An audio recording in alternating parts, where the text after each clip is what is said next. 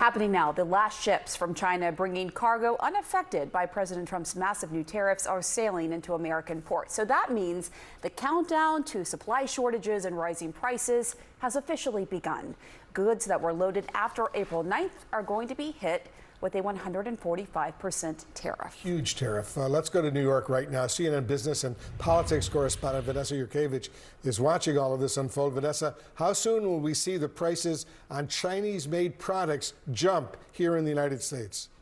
Wolf, it could be weeks. And as Pamela said, you have ships that are sailing across the ocean into New York ports that next week will be carrying that higher tariff of 145%. But I should note there will be fewer ships and less cargo because it is simply too expensive for some importers to do business with China right now. So once those ships come into the U.S. ports, retailers have said that they have about 5 to 7 weeks of pre-tariff inventory. However, once that inventory runs through, and for smaller businesses, it will be less, those higher priced, higher tariffed items will make their way onto store shelves. And businesses will have to make a decision. Do they continue to place those orders with China at that higher rate? Or do they choose not to bring that product in? And that is where you can wind up with a situation of shortages. Now, JP Morgan is projecting that they expect a 75 to 80% drop in imports from China this year because of these higher tariffs, especially around back-to-school items and holiday items, because Pamela and Wolf, those items are starting to come in right now and will be coming in through October. Those are the key time periods to watch for consumers. Right, and just to follow up on that, you heard President Trump yesterday acknowledge that the price of toys could go up, that shelves won't have as many toys, dolls for kids. But it's not just toys coming from China that American consumers buy, right? Oh, yeah, we buy a ton of stuff from China. We get apparel, footwear, electronics, microchips that are used for anything that beeps. These are key items that we rely on China for, and we get more apparel, shoes, and electronics from China than any other country. And Pamela, I have spoken to retailers and supply chain economists about whether or not they can reposition to manufacture in other countries and then bring that product in from those countries. It takes too long to set that up, and it is not going to replace now that deficit of product that we normally get from China, Pamela. McDonald's, for its part, just reported its worst quarter since the height of the pandemic. Is Trump's trade war to blame for that? Yeah, in some ways it is, because this is the second decline in quarter that we have seen back to back, a decline of 3.6% in same-store sales. That is the worst since COVID in 2020, when people were told to stay home. And the CEO of McDonald's says this is because of economic uncertainty, and they're just not seeing the foot traffic. I will say that it's not just McDonald's. You have Chipotle, you have Domino's, you have Starbucks, all reporting weaker earnings just because of this economic uncertainty, consumer sentiment declining, and consumers starting to pull back in their purchases. We're also getting a new look at the scope of the DOGE sweeping job cuts here in the United States. Vanessa, tell us about that. Yeah, we were waiting to see when these cuts would really show up in data, and we're getting it right now. We're hearing from Challenger and Gray, this new report signaling that government jobs were the largest cuts all year of any type of industry. The cuts were up 680% from the same time period last year, amounting to over 280,000 job cuts from the federal government. We will note, though, that also other industries are expecting to do layoffs in the month of April. We just finished the month of April, but they were projecting layoffs up over 100,000. Compare that to last year, guys, when it was 64,000. So really, this all just paints that picture of uncertainty for businesses as they're trying to figure out how to position their business among this trade war. Vanessa Yurkevich, thank you as always, Wolf. And the price of toys, so many of those toys being imported from China, is going to go up and up and up. And if you were planning, I know you have 3 little kids, spending, let's say, $100 for various toys coming up over the next few months, you could wind up spending about $150 for all those toys because of the tariffs that are now being imposed. And it's why you're seeing a lot of people stockpiling right now. They're trying to get that in, buy those future gifts before the tariffs really hit, because it can have a big impact on a lot of American families. It's going to have a huge impact on a lot of families out there.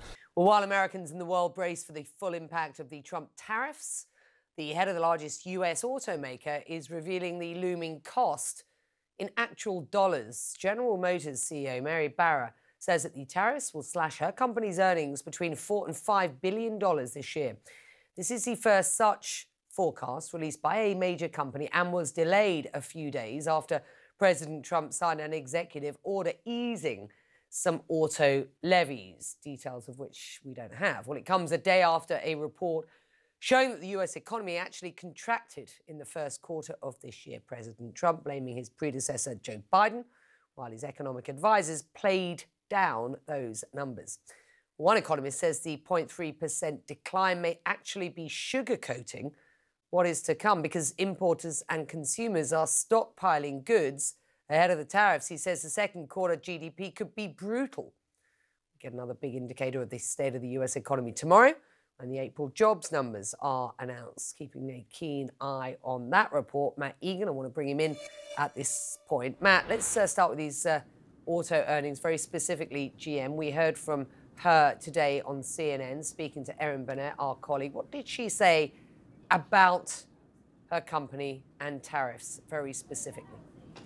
Yeah, Becky, GM is making it clear that these tariffs from the President of the United States are going to eat into their bottom line. GM, as you noted, really is one of the first major companies to lay out in detail just how much these import taxes are going to cost them, saying that it's going to cost this company between $4 and $5 billion this year alone. Keep in mind, the tariffs are designed to help American manufacturers, and so it's telling that they're saying it's going to hurt them financially. Now, GM also slashed its annual profit guidance, in part because Mary Barra is making clear that they are not necessarily going to pass along the cost from these tariffs to consumers in the form of higher prices.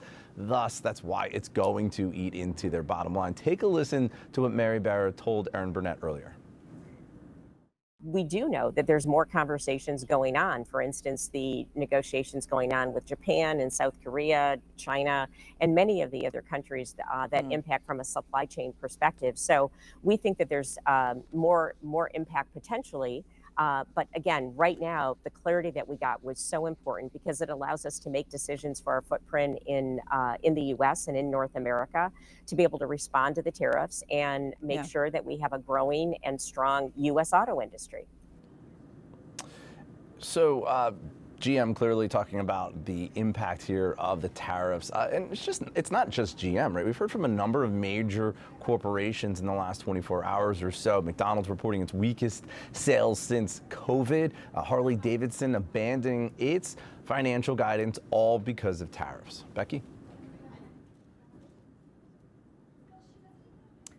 You're keeping your eye on those jobs numbers. They are, of course, out tomorrow. Investors will be keenly awaiting those as well. What are we expecting? Well, Becky, you know, what's notable is in the last 24 hours or so, we've gotten 3 indicators on the U.S. jobs market, and none of them were good, right? Yesterday, we learned from ADP that private sector hiring slowed more than expected in April. There's just this morning, the jobless claims numbers, they ticked up to a 9-week high. And Challenger Gray & Christmas, the outplacement firm, they pointed out that U.S.-based employers, they announced 105,000 job cuts in April. Now, the good news is that actually represents a significant drop from March. The bad news is that's more than 60% higher than April of last year. In fact, looking back in history, this is the 3rd highest number since Challenger Gray & Christmas started tracking this back in the 1980s. The only 2 times that were higher were in 2020 during COVID and in 2009 during the Great Recession. And year to date, employers have announced a significant number of job cuts, again, more than at any point since COVID. And we've seen it in a number of different sectors, technology moving up, but most notably government layoffs have gone dramatically higher as DOGE has cut federal spending, federal workers, grants and research as well. Nonprofits, another indicator of the DOGE effect there. And when we look at where these layoffs are taking place across the country, what stands out is that the eastern part of the United States, so far this year, there's been more than 200% increase in job cut announcements, and that has been led by Washington, D.C., which again has been most impacted by DOGE. Now, all of this sets the stage for tomorrow's much more closely watched government jobs report, and that is expected to show that U.S. payroll growth slowed sharply in April. A significant decline is expected to about 135,000 jobs added, although, Becky, I would note that the unemployment rate is expected to stay relatively low at 4.2%. I do think, though, that some of these announcements from corporate America, some of these indicators on the labor market make you wonder how long the unemployment rate can stay this low.